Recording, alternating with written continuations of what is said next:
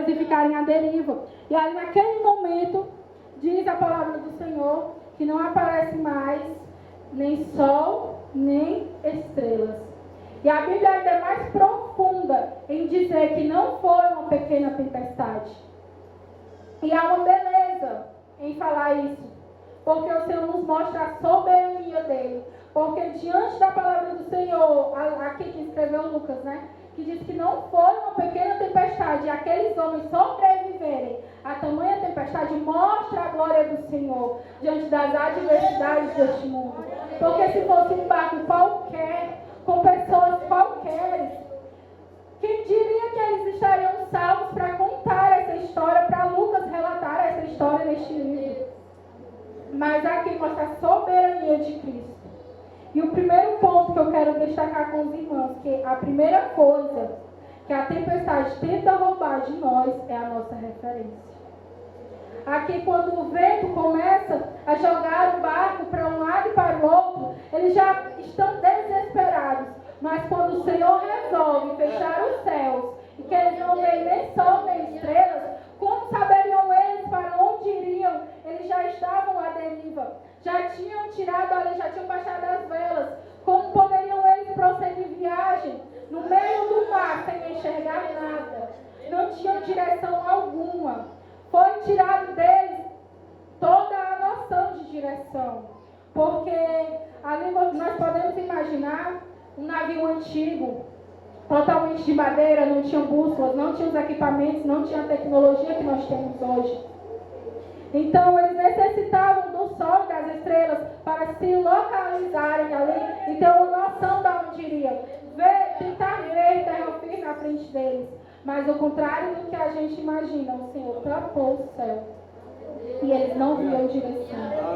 E a primeira coisa que a tempestade tenta nos roubar é a nossa referência. E quem é a nossa referência? Cristo. Quando a tempestade vem em nossas vidas e tenta afundar a nossa embarcação, a primeira coisa que ela tenta nos tirar do foco é Cristo. Porque olhando para Cristo nós temos esperança. Olhando para Cristo nós sabemos que podemos enfrentar ventos, podem vir ou aquilão, podem o vento castigar a embarcação de um lado e do outro, mas olhando para Cristo nós temos certeza que seremos vitoriosos. Mas quando a tempestade vem, ela nos cega, ela nos tapa, ela fecha os céus perante a nossa cabeça. Muitas vezes a gente ora e não tem resposta. A gente busca e não vê o agir de Deus. A gente pede direcionamento e nos sentimos perdidos. Às vezes estamos enfrentando uma luta tão grande e pedimos a misericórdia do Senhor, pedimos a voz de Deus e Ele permanece calado. Nós pedimos misericórdia, Senhor, mas não sabemos para onde irmos. Nós não sabemos o que fazermos. E o Senhor permanece em silêncio. Mas Paulo vai dizer, quando eles começam a se desesperar e achar que ali para eles não tem mais jeito, que ali para eles se findou a vida, que a embarcação vai naufragar e todos irão perecer, Paulo vem com uma palavra de ânimo. Ele vem dizer: tenhais bom ânimo, porque não perderá a vida de nenhum de vós. O Senhor apareceu para Paulo naquela noite e falou com ele. E Paulo vai dizer: essa mesma noite o anjo de Deus, de quem eu sou e a quem eu sirvo, esteve comigo. Prestem atenção nessa pequena frase: de quem eu sou e a quem eu sirvo. Porque quando nós, cristãos, temos convicção de quem nós somos e a quem nós servimos, não é qualquer tempestade que pode nos fazer esquecer do amor do Senhor para as nossas vidas. Paulo estava dizendo aqui: ei, tenhais bom ânimo, porque eu sei de quem eu pertenço e eu sei de quem eu sou servo. Nós não iremos perecer no meio desta tribulação. E a palavra do Senhor vai dizer sobre essa pedra: eu edificarei a minha igreja. A minha igreja. Aqui é uma palavra de pertencimento. De quem é a igreja? De Cristo. E quem é que é a igreja? Somos nós. Então, se o Senhor fala em sua palavra que Ele edificará a sua igreja sobre a rocha, e somos nós, a igreja, nós pertencemos ao Senhor. E nós temos um dono. E assim como nós somos filhos, nós pertencemos a Ele, nós também somos servos. Estamos debaixo da sua vontade. E se Ele quiser mandar tempestade, se Ele quiser destruir navios, teremos nós que aceitar. Porque temos que ter a convicção com nós de que servimos a Ele e somos dele. Se a tempestade for para nos levar, glória a Deus, porque morrer é Cristo. Mas se a tempestade for para apenas nos levar até uma ilha e provar a nossa fé, glória a Deus também, porque Ele sabe o que é que Ele faz. E Paulo tinha essa convicção com Ele. E Paulo vai dizer aos irmãos que nenhuma vida há de se perder, porque o Senhor tinha prometido para Paulo, em Atos 23:11, que o Senhor levaria ele até Roma para que ele testemunhasse do Senhor até Roma, em Roma, aliás. Então Paulo tinha uma promessa. E note que Paulo não se esqueceu da promessa. Paulo passou 2 anos em cativeiro, 2 anos cativo, 2 anos em que ele não sabia se seria vivo ou morto, mas ele tinha a promessa. Então, dentro dele ele cria que o Senhor, em seu momento, cumpriria. Ele não sabia como ele chegaria a Roma. Ele não saberia como ele levaria a palavra do Senhor, como seria a viagem. Mas ele sabia que o Senhor tinha uma promessa com ele. E se o Senhor tem promessa, se o Senhor falou, o Senhor é fiel para cumprir. E Paulo vai dizer, em Atos 27, no versículo 26, ele diz: contudo, necessário irmos dar numa ilha. E ilha aqui, irmãos, levando para o lado espiritual, é aquele lugar de descanso, aquele lugar de apaziguamento, é aquele lugar em que o Senhor nos leva. Não é o nosso ponto final, não é. Porque o destino de Paulo era Roma, o destino dos demais era Roma. Mas o Senhor achou necessário levar eles até uma ilha. E aquela ilha é aquele momento que a gente já está cansado, que o Senhor se calou, que as ondas castigaram, que a gente está ali quase perdendo a fé, e o Senhor diz assim: espera aí que eu vou te levar a um lugar de calmaria. Aguenta mais um pouquinho, porque é necessário tu ir para a ilha. E na ilha que o Senhor vai tratar, na ilha que o Senhor vai acalmar, na ilha que o Senhor vai nos lembrar que Ele tem promessa e que Ele é fiel para cumprir a promessa. Porque nem só de tempestade vai se viver o crente. Há momentos que é necessário passarmos por uma ilha. E às vezes a ilha é aquele lugar que a gente não quer ir, que não passa na nossa cabeça que deveríamos ir até ali. Às vezes a gente tem um objetivo lá em cima. E aí passamos por uma tribulação, ao invés de subirmos 2 degraus, o Senhor nos faz descer mais 2.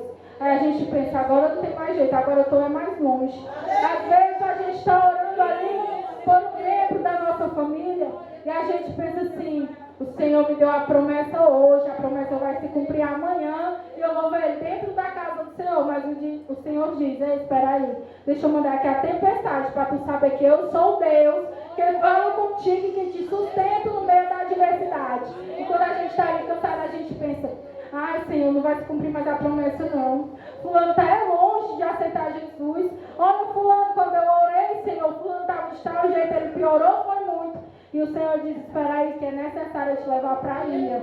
É necessário eu falar contigo no profundo e no secreto. É necessário eu te acalmar diante da tempestade, apaziguar por um tempo, para te levar até o objetivo, para que quando tu chegar lá, tu faz: Senhor, bem sei eu que foi a tua mão que me sustentou. A palavra de Deus vai dizer, um hino, aliás, vai dizer: bem sei eu que tudo podes, nenhum dos teus planos podem se frustrar. E assim é a vida do crente. Nós sabemos que o Senhor tudo pode. Ele tem palavra para matar, mas Ele tem palavra para viver. Às vezes Ele nos coloca diante de tempestades terríveis, mas há momentos que Ele nos segura pela mão e diz: filho, tu vai passar sobre essas águas. Às vezes a gente ora para o Senhor apaziguar a tempestade, e Ele fala: ei, se eu apaziguar essa tempestade, então o testemunho não será tão impactante. Quando tu passar pela tempestade, o barco se perder, mas eu dizer: eu sou contigo. Eu sou o teu Deus, a quem tu pertence e a quem tu serves. No versículo, nos versículos 27 e 28, eles vão dizer que chegando à 14ª noite, preste atenção, eles passaram 14 dias à deriva. 14 dias que o Senhor tinha se calado, 14 dias que o céu tinha se fechado. E a única palavra que eles tinham era que o Senhor tinha falado com Paulo.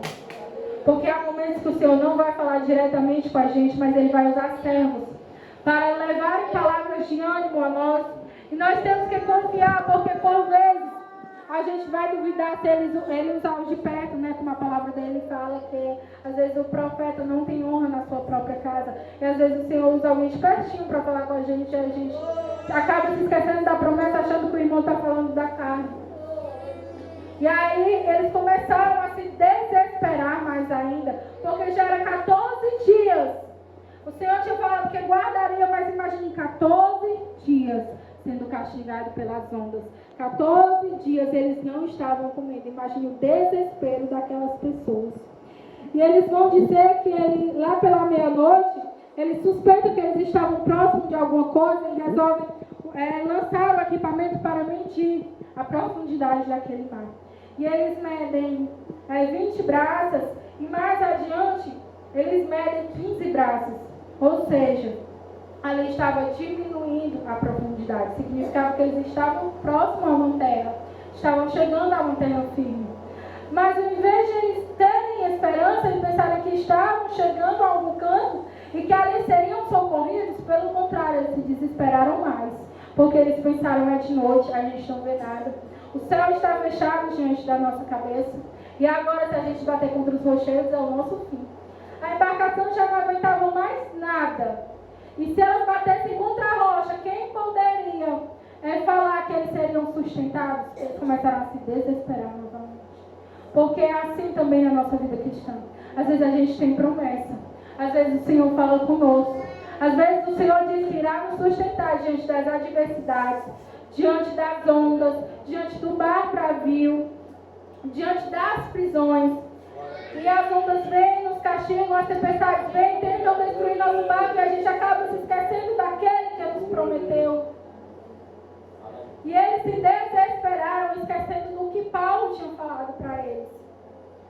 E no versículo 31, que foi o que eu li, Paulo, com discernimento, ele percebe ali a movimentação estranha.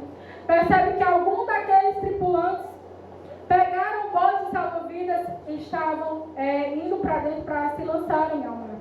Porque eles olharam para aquela situação e pensaram, se a gente ficar aqui dentro desse navio, a gente morre. Esse povo aqui está louco de ficar dentro desse navio, a gente vai perecer todo mundo aqui dentro. Então eles acharam que a única forma deles sobreviverem era lançarem o bote de salva-vidas e irem para o mar, se apartando daquele povo. Mas eles se esqueceram que o Senhor tinha dado uma ordem, que ninguém dentro daquele navio pereceria. E Paulo, quando ele percebe essa situação, ele vai dizer ao centurião, se estes não ficarem no navio, não poderei salvar-vos. E quantas vezes, irmãos, somos nós a querer pular do navio? Quantas vezes somos nós que a não ver o cumprimento da promessa como queríamos ou no tempo que esperávamos? Somos nós que deixamos de vir ao ciclo de oração. Somos nós que não queremos louvar mais ao Senhor. Somos nós que nos acovardamos diante das tempestades e falamos, o Senhor nos esqueceu, deixa eu pular deste navio porque não há mais jeito. Olha, o irmão ali dentro daquela igreja, ele me feriu. Olha, dentro daquela igreja tem tanta hipocrisia, eu não vou mais congregar. Deixa eu pular fora do navio. Mas o Senhor diz, ei, a promessa é para quem está dentro do navio. Se tu pular, eu não tenho negócio contigo. O corpo, irmão, o corpo ele sobrevive sem o membro. Mas o membro não sobrevive sem o corpo. Se você arrancar o membro do seu corpo e lançá-lo fora, em tantas horas ele começar a entrar em estado de putrefação. Ele começará a apodrecer. E assim também somos nós. Quando somos igreja do Senhor, estamos ligados ao corpo de Cristo. Se sairmos fora, nada o Senhor tem com a gente. É questão de tempo até o nosso espiritual morrer, até o nosso espiritual apodrecer e nos perdermos no meio dessa multidão que está no mundo. Mas se estivermos dentro do navio, seremos alcançados pela graça promessa do Senhor. Porque às vezes, irmãos, temos sim momentos em que queremos desistir, momentos que questionamos o Senhor e achamos que não tem mais jeito, porque o barco já está castigado. A tripulação já está perecendo. A gente olha para a família e vê tudo desmantelado. A gente olha para a nossa saúde e vê a enfermidade tomando conta. A gente olha para dentro da igreja e vê a igreja desconsagrada. A gente pensa, não tem mais jeito. O jeito é ir para o mundo, porque o mundo vive tão feliz. Mas o Senhor diz, ei, a minha promessa é com a igreja. A minha promessa é com quem está dentro do navio. A palavra vai dizer do Senhor quem vem ao jogo ao trigo. Então, por que procuras perfeição? Onde o Senhor chamou pecadores. Porque procuras perfeição diante dos problemas deste mundo. Porque em João vai dizer, muitas são as aflições deste mundo. Muitos serão os problemas que enfrentaremos. Mas estando nós ligados à videira verdadeira, o Senhor nos garante, viveremos a promessa do Senhor. A promessa do Senhor às vezes inclui tempestade, às vezes inclui naufrágios, às vezes inclui dor, perdas, desânimo. A promessa do Senhor ainda inclui isso, porque a promessa do Senhor não é com este mundo. A promessa do Senhor é lá no céu. Ele nos prometeu um reino celestial para todo aquele que nele crê. Mas para isso é necessário permanecer no navio. Mais à frente vai falar, né?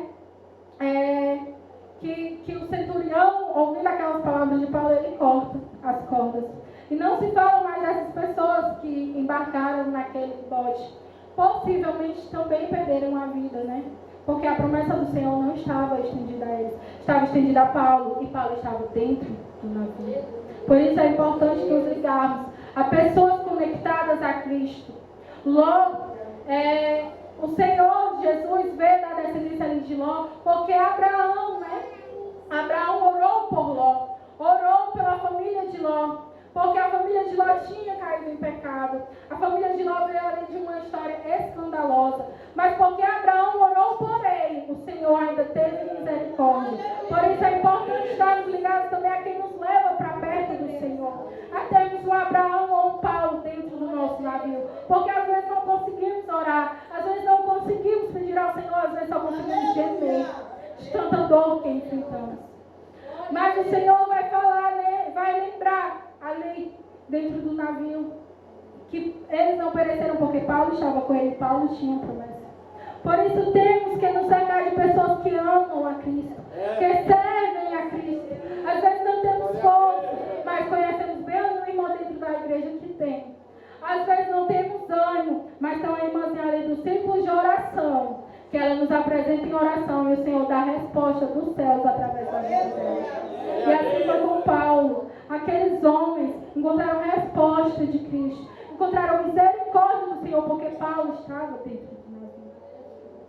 E Paulo vai dizer e vai prometer a eles que nem um fio de cabelo da cabeça daqueles homens cairá durante aquela viagem. Aí vocês imaginam, os homens nem comiam, atribulados, com medo, achavam que ia perecer, o navio se desfazendo. E quão grande é essa palavra, que nem um fio de cabelo se perderá da cabeça deles. Só o Senhor Jesus para fazer uma promessa tão grande em meio a uma situação tão extrema. Porque aos nossos olhos naturais a gente pode imaginar que aqueles homens já estavam feridos, quase mortos, desanimados, já estavam a perecer porque não se alimentavam, são 14 dias, irmãos. Mas Paulo vai dizer, voltem a comer, voltem a se alimentar, porque o meu Senhor prometeu nem um fio de cabelo. Aí você pode imaginar, mas ali eram 20 pessoas. Ah, mas só 20 pessoas ali, aquele navio estava de boa, tinha espaço para todo mundo, eles iam comer, iam descansar, iam ficar tudo bem. Mas a palavra do Senhor diz que era 276 pessoas. 276 almas dentro daquele navio. E ainda assim, Deus vai nos mostrar que nenhuma vida se perdeu em meio daquele naufrágio. E vai dizer que eles percebem que o navio não tem mais jeito. E aí eles vão para uma situação extrema. Os guardas pensam, vamos matar esses presidiários, porque se o barco pereceu, eles vão se lançar ao mar e vão fugir. E naquela época era muito rigoroso a lei para os guardas que perdiam prisioneiros. Se eles perdessem algum daqueles prisioneiros, eles pagariam com a própria vida. Então, para não pagar com a própria vida, eles falam, vamos matar esses prisioneiros. E o centurião, vendo que Paulo nada tinha feito e temendo pela vida de Paulo, ele diz, não, aqui não. Ninguém vai matar ninguém. Os que souberem nadar vão até a ilha nadando. Os que não souberem se agarrem em parte do navio que está aí boiando. Mas nenhum daqui vai matar ninguém. E vai dizer, né, no final do capítulo, que todos chegaram com vida na ilha de Malta. E a ilha de Malta não era o destino final. O Senhor tinha prometido que eles chegariam a Roma, não a ilha. Mas ali o Senhor vai fazer prodígios e vai mostrar que é na vida de Paulo. E vidas serão alcançadas através do testemunho que aquele homem deu do Senhor. Porque aquele homem guardou as palavras do Senhor no nosso coração. E a palavra que eu tenho para ti esta noite é: quem é tu diante do naufrágio? Tu quer pular do barco ou tu é a pessoa que olha para o Senhor como Paulo olhou e diz: Senhor, vale a pena sofrer por ti. Paulo vai dizer mais adiante que ele sabe em quem ele tem crido. Então que nós cristãos também possamos ter a convicção que Paulo tinha. Porque se o Senhor nos sustentar em meio à tempestade, Ele é Deus. Se Ele passar a tempestade, Ele é Deus. Se não vier a tempestade, Ele é Deus. Não importa a circunstância, não importa como estamos, não importa nada disso. Ele continua sendo Deus. Basta a gente se posicionar e querer viver as promessas do Senhor. Porque nem sempre as promessas do Senhor vão ser fáceis. Nem sempre as promessas do Senhor, o Senhor vai prometer de dia e se cumprirá de noite. Às vezes nós seremos como Paulo. Paulo sofreu muito por amor de Cristo. Eu fico encantada ao olhar para a história de Paulo. Eu estava estudando recentemente o livro de Atos. E aí fui para as cartas paulinas, conversando com meu esposo sobre isso. Eu falei: amor, eu estou encantada com a história de Paulo após ler Atos. E ele disse: pois vá para as cartas paulinas, que aí é que você vai ficar encantada com a história desse homem. E quanto mais eu lia, mais eu me emocionava. Teve um culto que o irmão Marcos pregou, e o irmão Wagner louvou, né, que a perseguição não parou a igreja. E eu disse para o meu esposo, quando chegou em casa, que a minha vontade era deitar no chão e chorar, me desmanchar em lágrimas. Porque olhando para a palavra do Senhor, eu via o quanto aqueles homens sofreram por amor de Cristo, por amor de nós também. Paulo, a palavra do Senhor vai dizer que Paulo era o apóstolo dos gentios. Então, vocês estamos aqui hoje, primeiramente por causa do nosso Senhor, mas segundamente porque o Senhor levantou homens dispostos a carregar dores, homens dispostos a sofrer açoites. Paulo foi apedrejado, largado para morrer na entrada da cidade. Eles achavam que Paulo tinha perecido. E ainda assim, Paulo vai dizer que morrer para ele era Cristo e viver para ele era lucro. Ou seja, não importava onde ele estivesse. Se ele estivesse nesse plano, ele ia seguir a Cristo, com açoites, com dores, com espinho na carne. E se ele estivesse no plano celestial, ele ia adorar o Senhor em excelência e em verdade. Porque para isso nascemos e para isso viemos ao mundo, para declarar que só o nosso Senhor é Deus, que o nosso Senhor é o nosso Salvador, o nosso refúgio e a nossa fortaleza.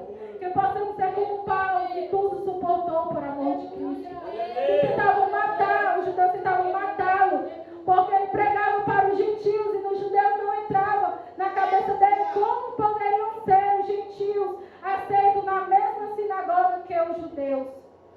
Mas ainda assim ele levou a palavra do Senhor. E somos nós, os gentios, que estão aqui hoje para declarar que só o Senhor é Deus. Graças ao nosso Senhor não precisamos enfrentar aquelas dores, mas ainda precisamos enfrentar as dores das tempestades deste mundo. Mas que possamos olhar para Cristo, mesmo quando o nosso barco se acaba, mesmo quando a tempestade é tão furiosa que ela destrói toda a nossa embarcação. Que possamos saber que o nosso barco pouco importa. O que importa é que os nossos tripulantes, a quem nós oramos, a quem nós apresentamos, a quem convive dentro da nossa igreja, dentro do nosso lar, do nosso ciclo familiar, será alcançado pela graça do nosso Senhor Salvador Jesus Cristo. Se nós continuarmos crendo, assim como Paulo crê. E aqui eu já louvo a Deus. falou com vidas aqui esta noite. Graças a Deus. E eu creio, né, que ouvir a palavra do Senhor, ouvir a voz do Senhor em tempos de paz é bom, é maravilhoso. Mas em tempos de tempestade, ouvir o Senhor dizendo, não tem mais, porque eu sou contigo. E tem de bom ânimo, porque eu sou o teu Deus. É ainda mais poderoso, porque em momentos de tempestade, estamos ali nervosos, com medo, querendo às vezes desistir, querendo às vezes simplesmente chorar e nos derramar na palavra do Senhor, porque não saem palavras. Mas ainda assim, o Senhor fala conosco e nos lembra que a promessa não morreu e que está de pé. Basta que tenhamos bom ânimo e creiamos no nosso Senhor Jesus e Salvador. E aqui eu agradeço a minha oportunidade em nome de Jesus. E não pule no barco, viu? Porque juntos somos mais fortes no Senhor Jesus.